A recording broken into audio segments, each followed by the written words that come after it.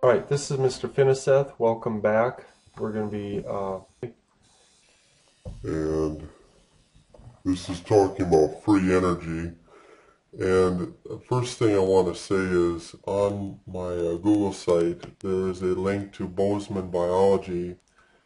It's labeled guest lecture, free energy, and he does an outstanding job of going through Gibbs free energy, the equation, and how, making sense out of it. So I'm going to link that to my Google site, like I said, and I really highly encourage you to watch that because I think he did just an excellent job with that presentation. I don't know that I could do any better. So some of that I would like you to watch, and some of this that I'm doing here is stuff in the book. So it's both of them together should be very helpful.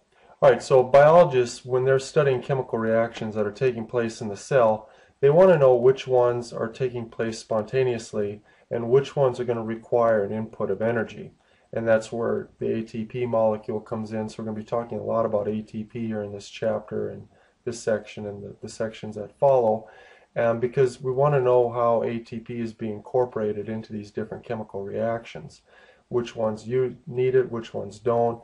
That's all an extremely important part of the process.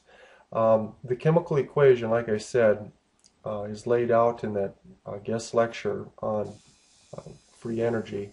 And one thing that he mentions that I do think is valuable, delta G stands for Gibbs free energy. And what do you mean free energy?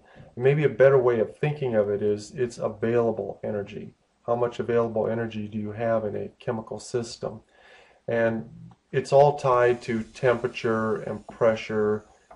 Here's T, for temperature and pressure.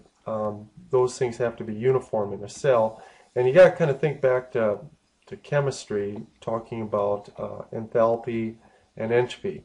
Let me just quick say this, and in the guest lecture video, he doesn't talk about this, but I think it's an interesting point to kind of keep in mind. There are two forces in the universe that are constantly at play, acting on chemical reactions, either causing them to be spontaneous or causing them to be non-spontaneous. And again, I want to emphasize the fact that spontaneous does not mean it happens right now. It happens really fast. It's explosive. The word kind of leads you down that pathway, but that's not what spontaneous means. The rusting of a car bumper is a spontaneous reaction. It may take months, it may take a year for that chemical reaction to take place. The fact that it does take place, though, over time means that it is spontaneous. It may require a push, it may require, something to get it going, but the fact that it will take place eventually means that it is spontaneous. So we have these two forces in nature that are, going to cause some reactions to be spontaneous and cause some to not be spontaneous. Enthalpy, delta H, that is the desire for all chemical compounds, atoms, molecules to drop to a lower energy level. Everything in the universe is trying to release energy so that it can drop to a lower energy level. That's a very advantageous thing to have happen. But entropy, delta S, is kind of the exact opposite. There's a constant movement in the universe towards chaos. Well, if you got more and more chaos, you're probably not dropping to a lower energy level. So in other words, chemical reactions that go from liquids to gases or solids to gases, that's an increase in entropy. Gases have more entropy than solids do. And so that's going to, release a lot more energy, cause more chaos. And so we have these two forces. Sometimes they work together, but sometimes they butt heads. And so then you have to look at, okay, well, which one is greater? Is there a greater impact by the enthalpy in the system, or is there a greater impact by the entropy in the system? And that's going to determine whether or not the reaction is spontaneous. And again, it all comes down to if delta G ends up being a negative number. And again, the guest lecture video does an excellent job of demonstrating this. but you got to kind of think back again. This is out of the chemistry textbook that we teach from last year when we were talking about Gibbs equation, enthalpy and entropy. This was kind of a breakdown of all the possible scenarios. Well, what if delta H is negative? In other words, an exothermic reaction. Well, if you have an increase in entropy in your chemical reaction, let's say the reaction is A plus B. I'm sorry, let's change it. Let's make this AB. That is being broken down into A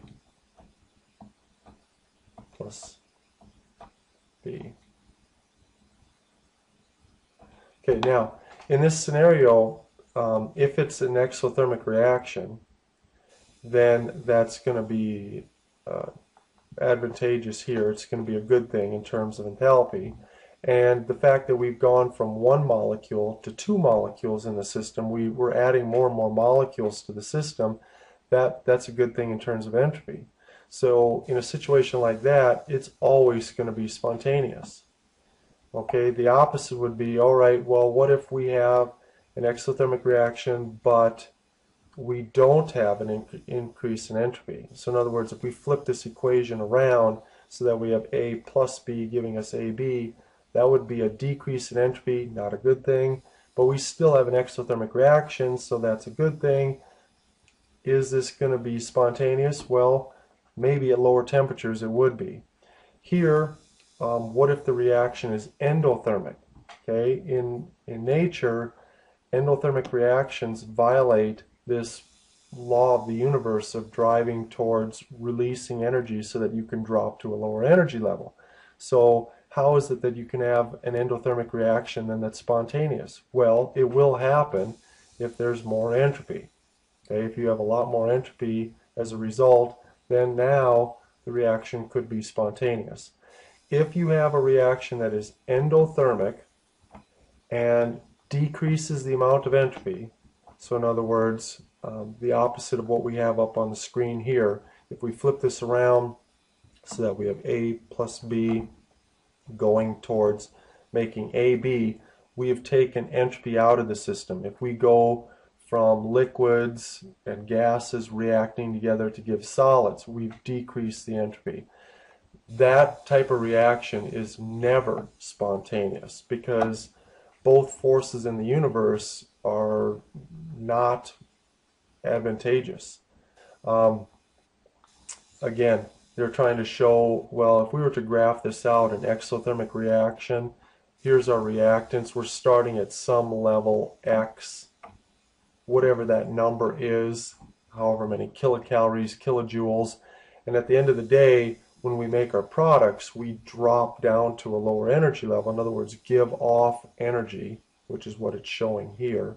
If we give off energy, we are now at a new level, say Y, whatever that number is in kilocalories or kilojoules, and the difference is the amount of energy being released. The opposite then would be in an endothermic reaction. We start at some level X, we end up at some level Y, and it's a much higher level than where we began. We had to put energy into the system to get our products to the point where they would form and be spontaneous. So free energy is a measure of a system's instability, its tendency to change to a more stable situation. And we kind of have two really big biological processes at work here. We have cell respiration, where we're taking food molecules and we're breaking them down. And that process is going to, create more entropy, obviously, and it's going to be spontaneous. You're probably going to give off energy in the process of taking, say, a glucose molecule and snapping all those chemical bonds between the carbons and the hydrogens. You're releasing a lot of energy, exothermic, and you're creating a lot of entropy. Good deal. That's going to be a spontaneous reaction. When we reach equilibrium, we have finally reached a point where we have maximum stability. Everything's kind of stabilized itself, and that's going to be a very good thing inside the cell. Gibbs free energy, potential energy being converted to kinetic energy, diffusion, where we have a bunch of molecules tightly compacted together and being allowed to spread out. That's an increase in entropy. And taking this molecule and breaking it down into smaller pieces, again, creating more entropy. So that's going to give you delta G's that are negative, and that's going to mean that the reaction is spontaneous. So this is just kind of a breakdown of what was on the previous screen. The concept of free energy can be applied to all of life's processes. Now, we talked about an example of exergonic reactions. You'll hear me say exothermic a lot because as a chemistry teacher, that's the term that we use for chemical reactions that give off heat, therm. So exothermic reactions, kind of the same thing as exergonic reactions. For whatever reason, in the biological world, they prefer the term exergonic. In the chemistry world, they prefer the term exothermic.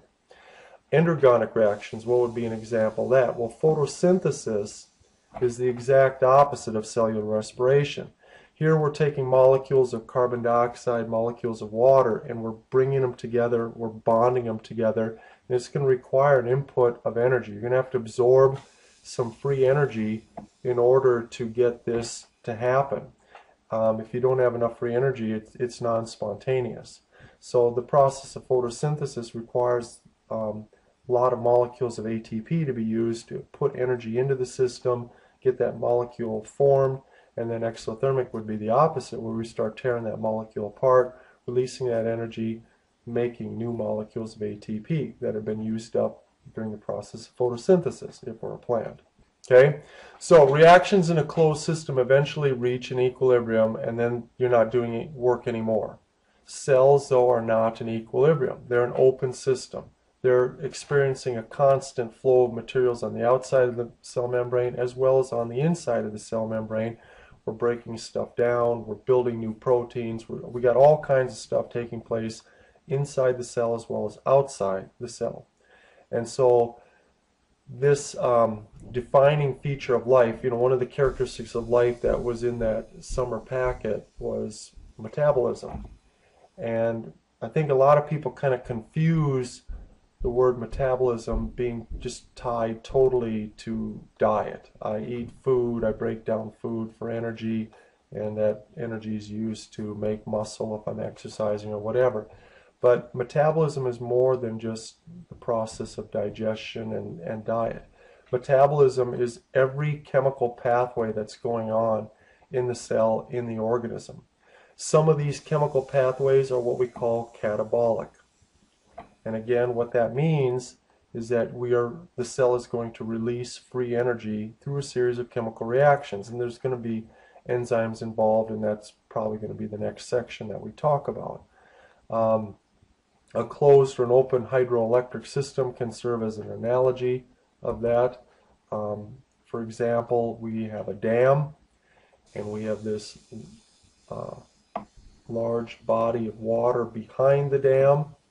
Say this is Lake Sakakawea, and here's the Garrison Dam. Every now and again they release water, and that water is moving down over turbines to the river, Missouri River. And as these turbines are turning and turning, the water is doing work. It's creating electricity. So the light bulb should be lighting up here. So we have an open hydroelectric system. Here's where water keeps coming in and keeps moving through. And it could go through multi-steps, and I can't speak for how the Garrison Dam is designed, but I would imagine that the water probably does go through multiple steps, turning multiple turbines to maximize the amount of electrical energy that we can produce from that system. And that brings us to section 8.3, which we'll be talking about in the next video dealing with ATP.